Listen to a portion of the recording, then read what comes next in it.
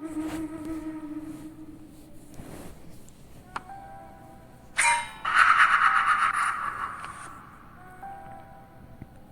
कहानी के लेखक हैं विजेंद्र कुमार कर्ण। पिछले कुछ दिनों से ठंड बहुत ज्यादा ही बढ़ गई थी, इसलिए लगभग सभी भीड़ भाड़ वाली जगहों पर लोग कम ही नजर आते थे। चाहे वो सड़क हो, बस स्टैंड हो, सिनेमा घर हो या फिर रेलवे स्टेशन। रात के 11:30 बज रहे थे। आलोक स्टेशन पर अपनी ट्रेन के आने का इंतजार कर रहा था। उसका मूड बहुत ही खराब था, क्योंकि ट्रेन को 7:30 बजे ही आना था, लेकिन 11:30 बजे तक भी ट्रेन का कोई अता पता नहीं था। वह कई बार पूछताछ केंद्र पर भी पता करने गया, लेकिन हर बार वहां बैठे रेलवे के स्टाफ ने बोला कि धुंध के कारण अभी तक कोई सूचना नहीं मिली है। एक बार तो उस रेलवे के स्टाफ ने आलोक को डांट भी दिया और कहा, अरे भाई साहब, कितनी बार एक ही सवाल पूछ रहे हो आप? देखिए, ट्रेन आने की सूचना हमें मिलेगी तो अनाउंसमेंट हो जाएगा ना। आप बार बार यहाँ आकर हमें परेशान मत करिए। अनाउंसमेंट हो जाएगा ना। आप बार बार यहाँ आकर हमें परेशान मत करिए।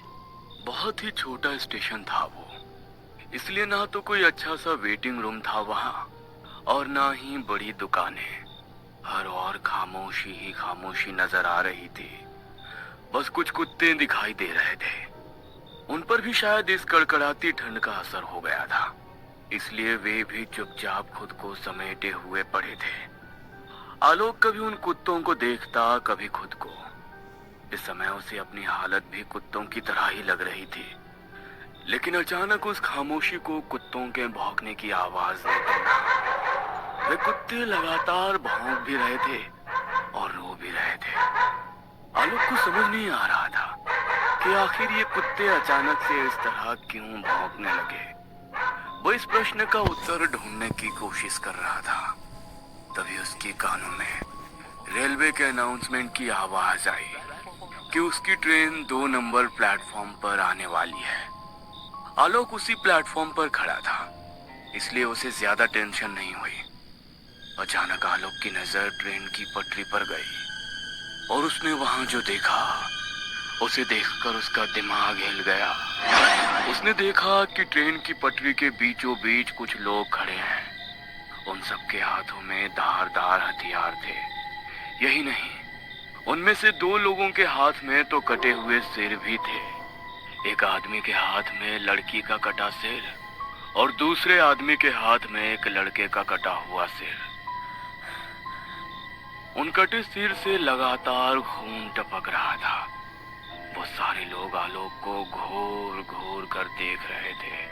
उन्हें देखकर आलोक के मुंह से चीख निकल गई और वो वहां से भागा। भागते भागते वो पूछताछ केंद्र पर पहुंचा और हाँफते हुए उसने पूछताछ केंद्र में बैठे स्टाफ से कहा, सर, वो पटरी पर कई भयानक लोग खड़े हैं। उनके हाथ में कटे हुए सिर हैं। आप रेलवे पुलिस को इन्फॉर्म करिए। उसकी बातों को सुनकर पूछताछ केंद्र वाले स्टाफ ने उसे घूर कर देखा और लगभग चिल्लाते हुए उससे बोला, क्या प्रॉब्लम है जी आपकी? क्यों आप बार बार हमें डिस्टर्ब कर रहे हैं? ये क्या कटा हुआ सिर जैसी फालतू कहानी बना रहे हो? मैंने बोला ना कि ट्रेन की सूचना मिलेगी तो अनाउंसमेंट कर दूंगा। पर सर, अभी तो आपने अनाउंसमेंट की ना। भांग खाए हो क्या भाई, या गांजा फूका है? ट्रेन आने की सूचना होगी तभी तो अनाउंसमेंट होगी। अभी ट्रेन की कोई खबर नहीं है, तो फिर कहां से तुमने अनाउंसमेंट सुन ली? चलो जाओ यहाँ से, मेरा दिमाग मत चाटो। आलोक को कुछ भी समझ नहीं आ रहा था कि आखिर उसने ट्रेन की अनाउंसमेंट कैसे सुन ली और उसने ट्रेन की पटरी पर किसे देखा। उसका दिल जोर जोर से धड़क रहा था। उसे बहुत ही डर लग रहा था। वो किसी तरह अपने डर पर काबू करके पूछताछ केंद्र से थोड़ी दूर पर लगी एक बड़ी सी टेबल पर बैठ गया। उसकी आंखों के आगे अभी भी वो दोनों चेहरे बार बार घूम रहे थे। वो चाह रहा था कि उन चेहरों से वो अपना पीछा छुड़ाए, लेकिन ये संभव नहीं हो पा रहा था। घड़ी की सुई धीरे धीरे कर आगे बढ़ रही थी। आलोक की आंखें अब बेचैन हो रही थी, इसलिए वो उस टेबल पर आंखें बंद कर लेट गया। उसे लेटे हुए 10 ही मिनट हुए थे ट्रेन के आने की अनाउंसमेंट हुई। वो गहरी नींद में आ गया था, लेकिन अनाउंसमेंट की आवाज से उसकी नींद खुल गई। वो हड़बड़ाकर उठ बैठा। ट्रेन के आने की सूचना प्लेटफॉर्म नंबर 2 पर ही हुई थी। वो धीरे धीरे कर प्लेटफॉर्म की ओर बढ़ चला। कुछ ही देर में ट्रेन आ गई। उसका रिजर्वेशन A1 बोगी में था। वो अपनी कोच में चढ़ गया। वो अपनी सीट पर जाकर बैठ गया। 1 मिनट बाद ट्रेन ने गति पकड़ ली और फुल स्पीड से मंजिल की ओर बढ़ा। आलोक ने देखा कि उसके आसपास के सारे मुसाफिर गहरी नींद में कंबल और चादर ओढ़े हुए सोए हैं। आलोक ने भी अपनी सीट पर रखे पैकेट से चादर और कंबल निकाली और सोने की तैयारी करने लगा। आलोक सीट पर लेट गया और अपनी आंखें बंद कर ली, लेकिन अभी भी पता नहीं क्यों उसकी आंखों के आगे वही भयानक दृश्य घूम रहा था। वो उसे सोचते सोचते सोने की कोशिश करने लगा, लेकिन कुछ देर बाद ही कुछ लोगों के चिल्लाहट से उसकी नींद खुल गई। उसने देखा कि कुछ हथियारबंद लोग उसकी बोगी में चढ़े हुए हैं और सभी लोगों को जगाकर एक ही बात पूछ रहे हैं। यहाँ पर एक लड़का और एक लड़की को देखा है क्या आपने? दोनों के दोनों जवान हैं, लगभग 18-19 साल के। लेकिन सभी लोगों ने ना में अपना सिर हिलाया।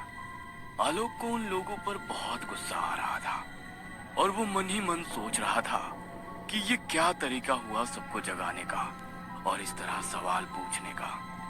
बहरहाल वो उनका विरोध तो करना चाह रहा था, लेकिन उनके हाथों के हथियार को देखकर आलोक ने चुप रहने में ही भलाई समझी। कुछ देर बाद वो सभी वहां से चले गए।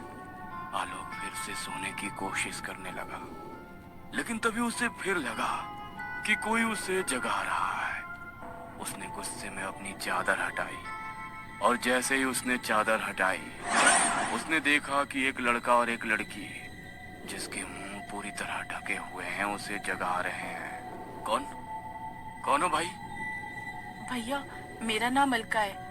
मैं इस लड़के से बहुत प्यार करती हूँ। इसका नाम सूरज है।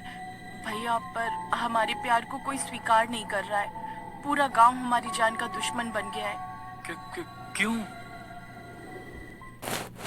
क्यों? अरे क्या हो गया? तुम हमको इस समय यहाँ काहे बुलाई हो? सब गड़बड़ हो गया है सूरज। पता नहीं पिताजी को कैसे हमारे संबंध के बारे में पता लग गया है। हमको तो बहुत डर लग रहा है। डर? अरे प्यार किया तो डरना क्या? हम अपने लिए नहीं डर रहे हैं सूरज, हमको तुम्हारी फिक्र है। अरे जब तक मेरे हाथ में तुम्हारा हाथ है, हमको कुछ भी नहीं हो सकता है। हम हर दीवार गिरा देंगे, जात की, पात की, सब दीवार। बस तुम हमारा हाथ कभी मत छोड़ना। भैया, मैं नीची जात का हूँ और अलका बहुत ही ऊंची जात की है। ये बात गांव वालों को पच नहीं रही है। भैया, हम दोनों ने छिपकर शादी भी कर ली है, पर पता नहीं गांव वालों को ये सब कुछ कैसे पता लग गया। अच्छा, तो कुछ देर पहले हाथों में हथियार लेकर जो लोग आए थे वो तुम लोगों के गांव के थे?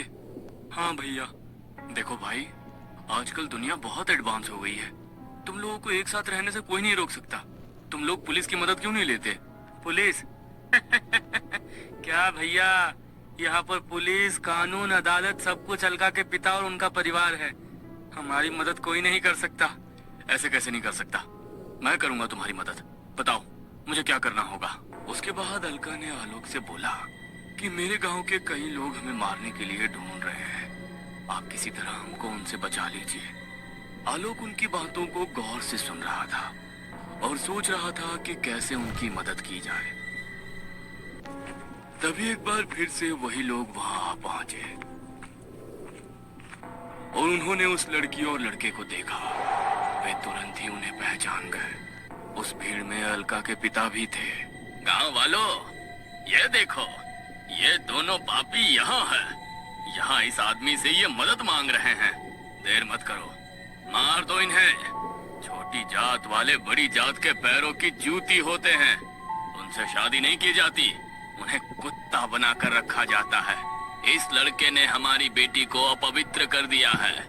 इन दोनों को मार दो। अलका के पिता के ऐसा कहने पर सभी लोगों का गुस्सा भड़क उठा। सभी ने उनके गले पर हथियार टिका दिए। आलोक ने जब ये देखा, अरे अरे, ये क्या कर रहे हैं आप लोग? पागल हो गए हैं क्या? मैं अभी पुलिस को बुलाता हूँ। आलोक के इस बात पर सभी लोग जोर जोर से हंसने लगे। उसी समय ना जाने ऐसा क्या हुआ कि एक बड़ा सा पत्थर एसी बोगी के शीशे से टकराया और तेज हवा का झोंका अंदर आया और उस हवा के झोंके से उस लड़के और लड़की के चेहरे पर लगा कपड़ा हट गया और जैसे ही वो कपड़ा हटा, उनका चेहरा आलोक के सामने आ गया। आलोक ने जैसे ही उस चेहरे को देखा तो उसकी चीख निकल पड़ी, क्योंकि ये वही चेहरे थे जिनका कटा सिर उसने स्टेशन पर देखा था। आलोक का सिर पूरी तरह घूमने लगा। उसके दिमाग ने काम करना बंद कर दिया था। उसे कुछ समझ नहीं आ रहा था कि वो क्या करे और क्या ना करे। काफी देर उसी तरह जड़बत रहने के बाद उसने ट्रेन की चेन की ओर देखा और उसे खींचने के लिए आगे बढ़ा, लेकिन उसके पहले ही उसने देखा कि उन लोगों ने उस लड़की और लड़के का गला काट दिया है। उसमें से एक आदमी ने अलका का कटा सिर उठाया और दूसरे ने सूरज का। अलका और सूरज दोनों के गले भले ही उन लोगों ने काट दिए थे, लेकिन जमीन पर पड़ा उनका शरीर अब भी साथ था। दोनों ने एक दूसरे का हाथ अब भी पूरी शक्ति के साथ थाम रखा था, जैसे वो कह रहे हों कि हमें कोई अलग नहीं कर सकता, कभी नहीं। आलोक का दिल अब जोरों से धड़क रहा था।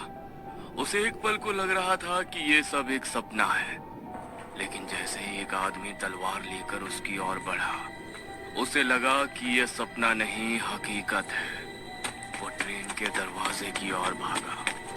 वे लोग भी उसके पीछे भागे। कुछ देर बाद आलोक ने जब पीछे मुड़कर देखा तो उसके चेहरे का रंग उड़ गया। उसने देखा कि वो सभी लोग अब इंसान नहीं, भयानक भूत में तब्दील हो गए हैं। ट्रेन पूरी स्पीड में भागे जा रही थी। कि उसकी मौत अब करीब है।